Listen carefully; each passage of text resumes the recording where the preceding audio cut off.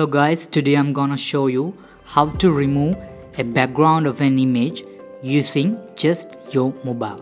So what you should do is go to your browser and go to remove.bg. Remove.bg. I'm gonna include that link in my description. So you should just go to that site and upload your image.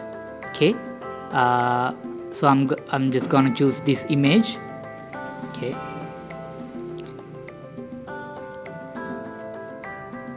and you have to wait for some time and it'll give you a preview.